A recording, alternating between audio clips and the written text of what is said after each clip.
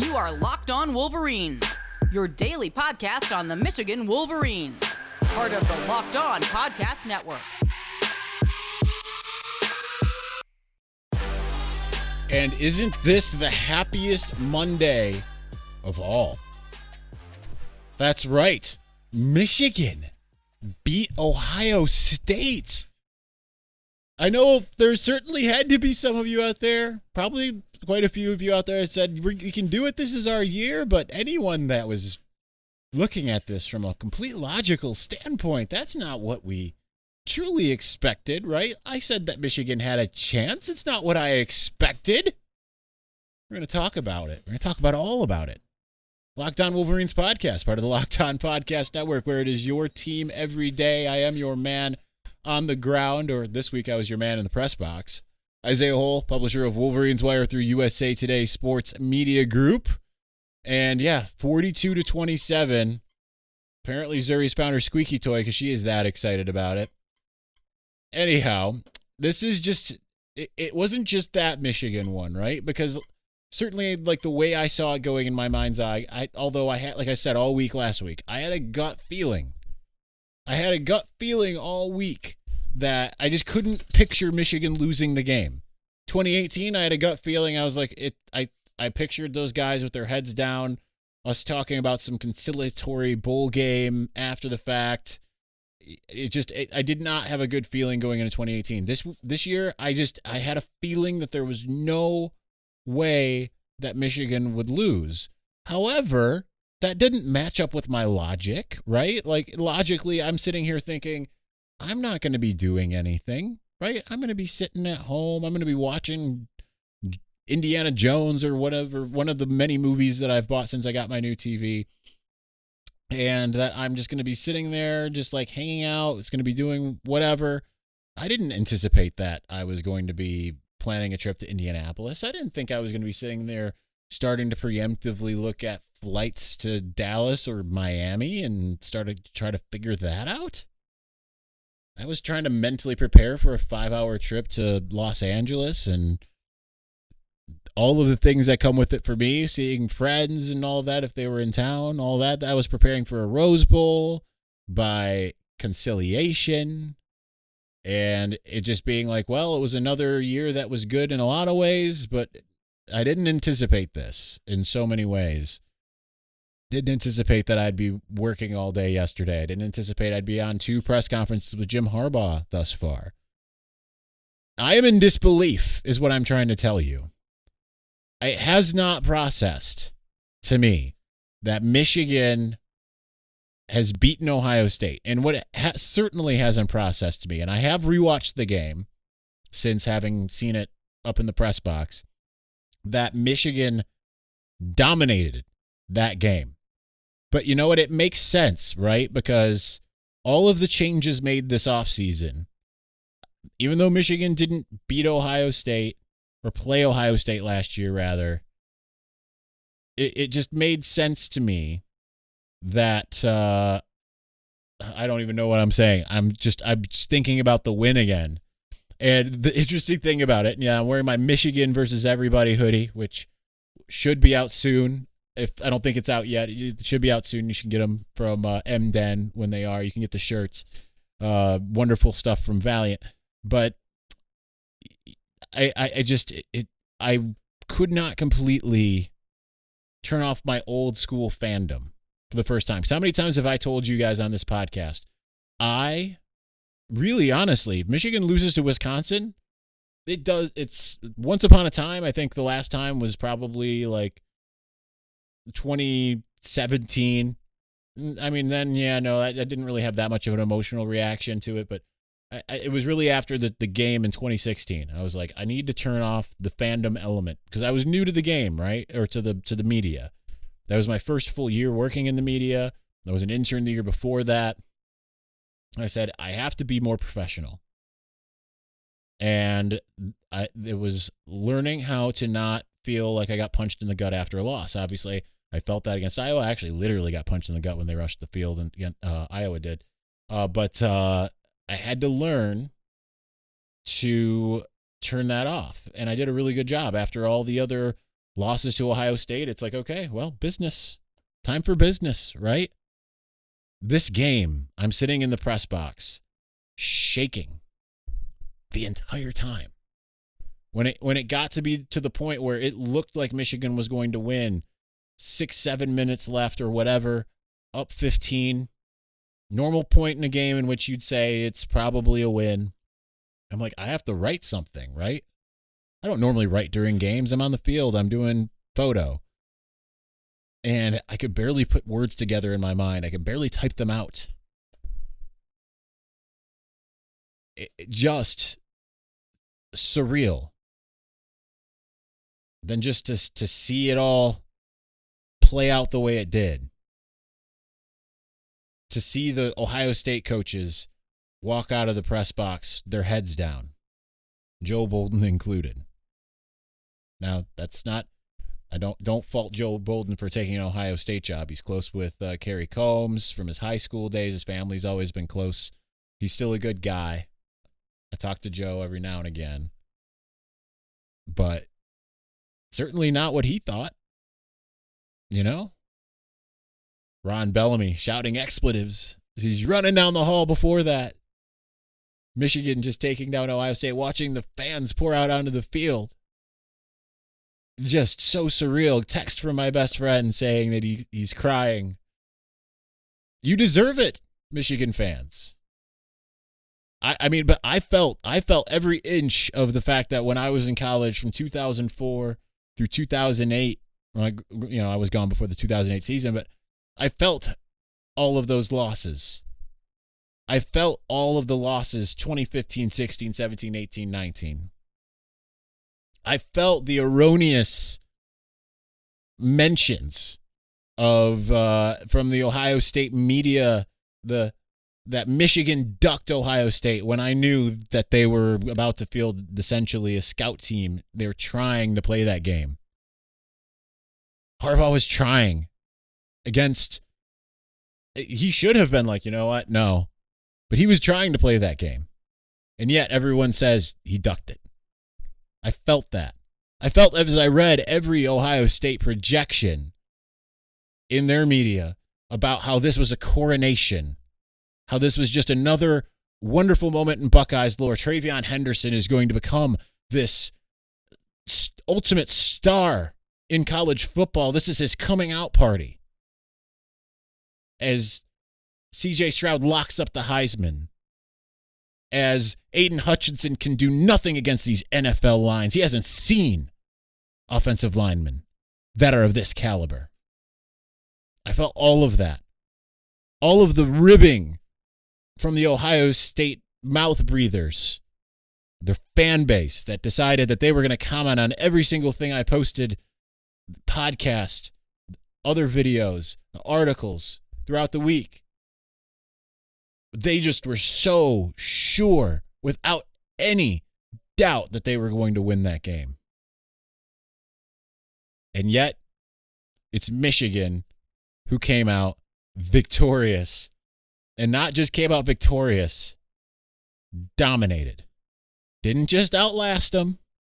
Didn't win by some questionable call.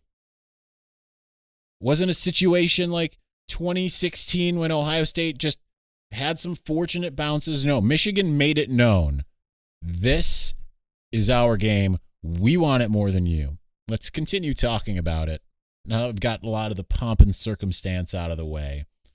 Before we do, listen, college football fanatics, have you heard about Prize Picks? Prize Picks is daily fantasy made easy.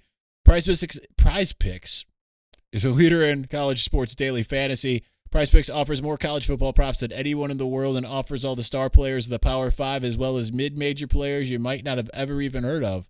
Prize Picks offers any prop you can think of, from yardage to touchdowns, even interceptions thrown. Make your deposit, use the promo code LOCKEDON, receive a 100% instant deposit match of up to $100. Pick 2 to 5 players and over-under on their projections, and you can win up to 10 times on any entry, and it's just you versus the projected numbers. PrizePicks allows mixed sport entries. You can take the over on LeBron combined with the under on Mahomes in the same entry. Use the award-winning app on the Apple App Store or Google Play. Entries can be made in 60 seconds or less. It is that easy. PrizePicks is safe and offers fast withdrawals, so don't hesitate. Use promo code LOCKEDON. Go to your app store, download the app today. PrizePicks is daily fantasy made easy.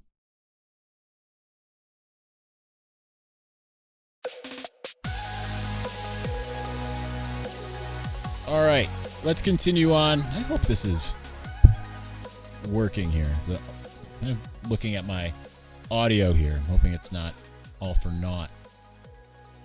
Doesn't seem like it is. Okay, good. Just because it's like my waveform is really low compared to what it normally is.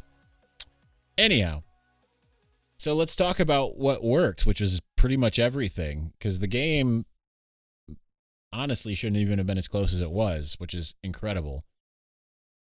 Can't really fault Cade for taking a chance. It's a big game. You're gonna make some chances. Considering that Michigan won the game, okay, whatever. They lost the turnover battle, but Cade played really well. But he didn't even need to that much because it was all Hassan Haskins on the ground, Aiden Hutchinson on the other end. What makes that so sweet is how much they, again, Ohio State analysts, Ohio State fans were so convinced, particularly, that they were going to stop Aiden Hutchinson, that it was like an afterthought, right? It wasn't even like, well, I think maybe, if we can stop Aiden Hutchinson, it was when we stop them. I have faith in that the best offensive line in the country, the best tackles that you've ever seen in your life, they're going to be able to take down this guy who's a scrub, ultimately. 3 sacks. Single season record for Michigan. Just living in the backfield. Pro Football Focus, who we'll talk to tomorrow, Austin Gale. We got the head honcho coming on tomorrow, Austin Gale. But PFF, 15 quarterback pressures, the most since that stat has been charted. Incredible. Guy said he was going to lay it all out there, and he did. Pancaked Nicholas Petit-Frere. Like, all right, we gave you special attention. I know that's before Aiden got there, of course, 2017. We, Michigan, went to your high school. We had practice at your high school. You chose the Buckeyes. You made the wrong choice. Right? So he got pancaked. Supposed NFL first-round tackle. We've seen that before. Jackson Kirkland, Washington. Curious to see if to see what Austin Gale's thoughts are on that. But just unbelievable job by the defense. Incredible the just even Mike McDonald with the scheme, man. Okay, they gave up 394 yards passing, but 64 yards rushing. Didn't give up any of the big plays they gave up were just circus catches. You live with those, right? Perfect plays by Stroud, a lot of times under duress, putting it exactly to where a receiver could make this insane catch. Garrett Wilson with the touchdown, Jackson Smith and Jigbo with a couple of those, the around the back one on the 3rd and 19. These are the types of things that you just look at it and say, all right, nothing you can do about it. But those corners were in the perfect spot all game almost. I mean, there was some moments of things that were questionable. Why is David Ajabo running with Jackson Smith and Jigba? That doesn't seem ideal. Have him rush the passer. I understand you want to confuse them, but still, he's better used as a pass rusher than he is a defensive back. He's got the speed clearly to kind of keep up with him. Some soft spots in the zone, but that's going to happen, Just, again, making them drive the field, making Ohio State win the time of possession battle the hard way. A surprisingly counterintuitive, perfect plan by Mike McDonald. Yeah, you're going to get the ball. You're going to be able to do what you want to do, but you're not going to just get 70 yards in 3 plays. No, you're going to have to earn it. And earn it they did. You almost can't even get mad at that when they convert 3rd downs, 4th downs in the situation, right? Because they're taking time off the clock, and then you get to that point at the end of the game where they're down 15 or they're down 8, and they're like, we have to let Michigan score again because we have no choice. And then the defense can really pin its ears back. Beautiful game plan by Mike McDonald. Very clear that That's why he was brought in. Jim Harbaugh admitted as much. He said, in order to achieve our goals, we had to beat Ohio State. Ask my brother. Said, this is the answer right here. You got it. Solid play from everyone. I mean, you got production from everyone. Mike Morris, big play. Donovan Jeter, big play. DJ Turner, Vincent Gray, great spot all game. Josh Ross, big play. Liked what I saw from all of the linebackers, all of the safeties. Yes, you want that interception, RJ Moten, but still played very well otherwise. Daxton Hill, I mean, yeah, he's going to get terrorized a little bit. That's kind of what happens, but it's still just all over the place. The confusion that they created Ohio State, insane. Offensively, the fact that they could not stop the run at all after we're sitting here looking and saying, well, maybe Michigan's going to have a similar game plan to Wisconsin, and they just get bullied up front. Again, Zach Harrison, did you make a little bit of a mistake? You wanted to come to Michigan. You got talked into going to Ohio State. They were so confident. That's what makes this all so sweet. It wasn't just confident, arrogant. That, hey, we're Ohio State. We're going to come in. You're going to lay down for us. The moment that I knew it was going to be a game was on the first drive for Michigan.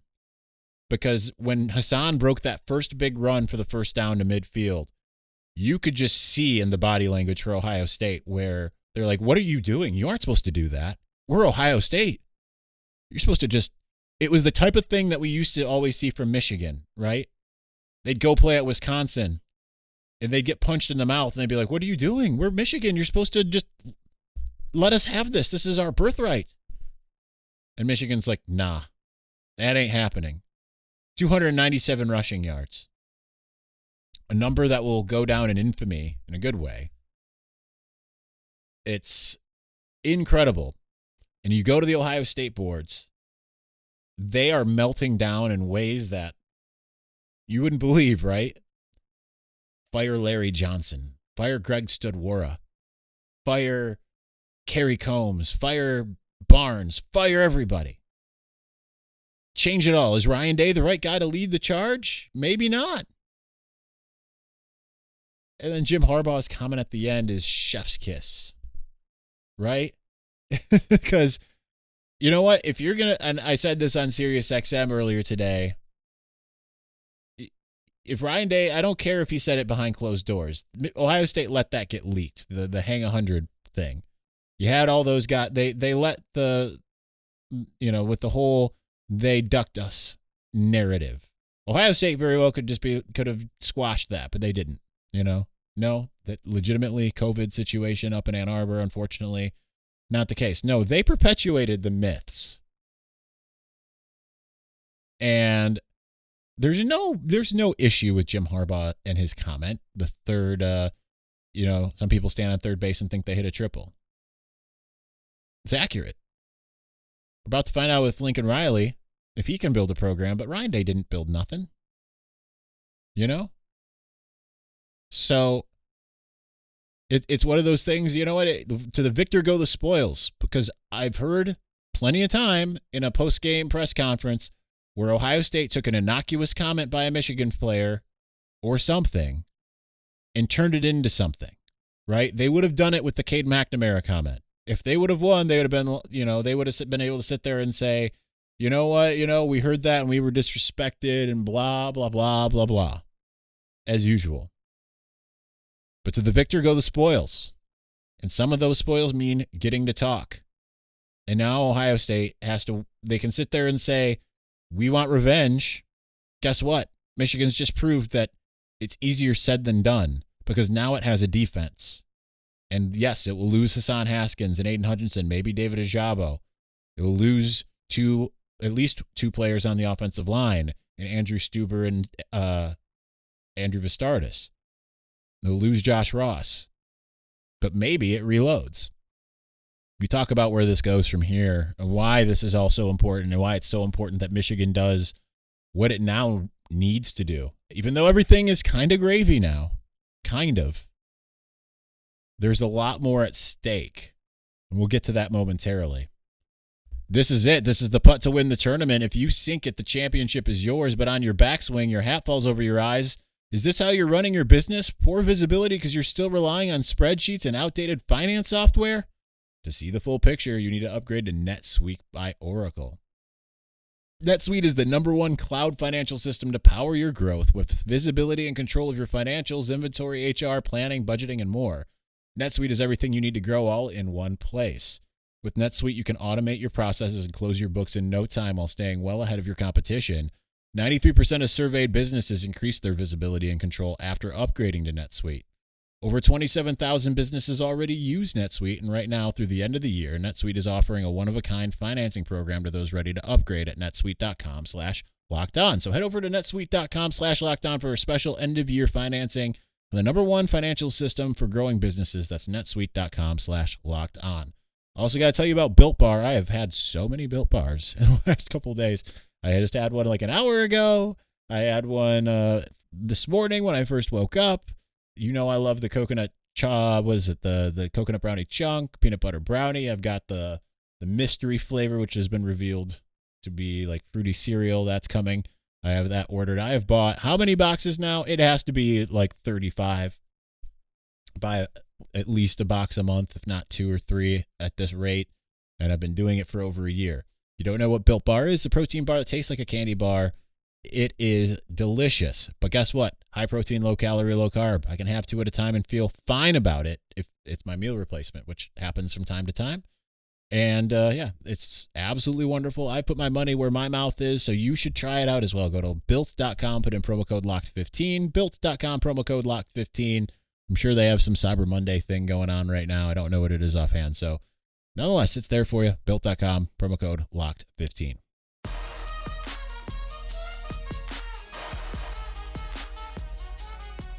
Again, shout out to unofficial sponsor, Valiant. Again, note the Michigan versus everybody hoodie. You're going to want to get this. It's super comfortable. It's awesome. I've wanted a Detroit versus everybody hoodie or shirt for a while and never got it. This Michigan one's even better, especially today. So good stuff there. Check out MDen. They've got all that stuff. They got hats now. They look comfortable. I'm going to have to get me one. Anyhow, so what happens here? The thing that throws me for a loop now, as Michigan readies to play Iowa, we'll get into Iowa probably Wednesday. We'll do a crossover with our Locked On Iowa folk. Trying to see if we can't get another big special guest this week as well, but we'll get into that down the stretch at some point. I'm sure we'll talk with Austin Gale about Iowa as well. But here's the thing. Michigan is favored by 10.5 according to Tipico. I'm supposed to use BetOnline there, but I'm sure it's the same on BetOnline, but I know what I know from Wolverines Wire. And I think obviously that's a pretty decent spread for a championship game. Michigan should handle business against Iowa. Iowa's got a good defense, right in line with Michigan's. They certainly capitalize on mistakes. They're one of the top teams as far as turnover ratio, but its offense is awful. It's 123rd in the country. They're not good at passing. They're not good at running. So, with that in mind, Michigan should handle business. Michigan should be, if Georgia beats Alabama, which everyone anticipates, maybe it doesn't go down that way. Michigan should be number 2, and at worst, it should be number 3. Which means that it would end up playing a team like Cincinnati. Maybe it would play Oklahoma State. I don't think it's going to get matched up with Georgia, but certainly that's a possibility. Alabama beats Georgia. Maybe Alabama's number 1. Maybe Michigan's number 1 and plays number 4 Georgia. I don't know how that works. But nonetheless, it is more probable now in a mind-blowing way that Michigan at least reaches the national championship game if it handles business. Michigan would almost certainly be favored over Cincinnati. I would bet Michigan would be able to take down Cincinnati. I mean, that's again, I'm not saying this is going to be easy. These games will be hard. But, who knows what will happen in a game? You make a mistake, things can turn on their head. Saw it against Rutgers, how things went. So, nothing's a given. But, at this juncture, the expectation should be to win the Big Ten, get to the college football playoff semifinal, and win that and get to the national championship game. And from there, no matter who the opponent is, you see what you can do. Here's what this means beyond that. Michigan's already reforged its identity. With Ohio State, they can sit there and say, well, we'll get back to pulverizing you next year. Michigan needs to keep the pedal on the metal. It needs to keep instilled what it instilled this last offseason. Ohio State needs to be prepared for every day going forward. Still, if Michigan can at least get to the national championship game, I mean, getting to the playoff is one thing. Michigan State's made it to the playoff, and then they got run off the field by Alabama. Win that first game. Go to that next step. Get that type of credence that Ohio State has. Yes, Ohio State won in 2014. Since then, I think they've made it back, once to the championship game and got blown out by Alabama. But everyone looks at them as being the elite of the elite. Michigan has a chance to start that. Now, think back to Alabama, Texas. Nick Saban's first one with the Crimson Tide. No one going into that game really thought much of Alabama. It was like, well, they're a little ahead of schedule. They're not in the same league as Texas, but whatever. Colt McCoy gets hurt. Alabama wins. Start of a dynasty. The biggest dynasty college football has ever seen. You have an opportunity to start the dynasty. You have an opportunity to recruit, because all those guys who were looking at Michigan as an afterthought can suddenly be watching them in the playoff. And you can sit there and point, especially if you win the first game. Notre Dame's been twice. They lose in the first round. Oklahoma's been umpteen times. They lose in the first round. Get to the playoff. Get to the next stage. Get to play for that championship game. Point to the success and say, we need you. You can help us get over the hump. We can get back here with you, or win it all and just reap all those benefits. I'm not writing off Michigan beating Georgia. Go back and look at Georgia's schedule. 10-3 win over Clemson. Clemson's ranked again, finally. I've been putting them in my predictions for a while. Took them until this last week to get there. 9-3 season for Clemson. It's not great. They lost to Pitt. They're an okay team. They're not what they had been. The other ranked teams they beat are Arkansas and Kentucky. Yeah, they've blown everybody out. But what if Arkansas and Kentucky are like those Minnesotas in the Big Ten? If you're an Ohio State level, like Georgia probably is, and you're playing those teams that are Minnesotas, I know Ohio State was in a fight with Minnesota, but you know what I'm saying. Georgia might be able to be beat. We won't know until someone takes it to them a little bit. But they were in a war with a not good Clemson team. What happens if they're in the national championship, facing a good Michigan team that's got all the confidence in the world, and they end up in a dogfight for the first time since week 1? Anything can happen, and it can completely change the program. And it can help you get the recruits you need to maintain it. And right now, you got to have a lot of faith in that Michigan coaching staff. You hope you can retain as many of them as you can, because it is great right now. All right, that's it. We're going to continue on tomorrow with Austin Gale from Pro Football Focus. That will be out in the early afternoon. Wednesday will probably be back in the evening. Thursday, mailbag. Friday, preview with Jake Butt. So look forward to all that. Anyway, thank you for watching and or listening. We will talk to you very soon. Peace.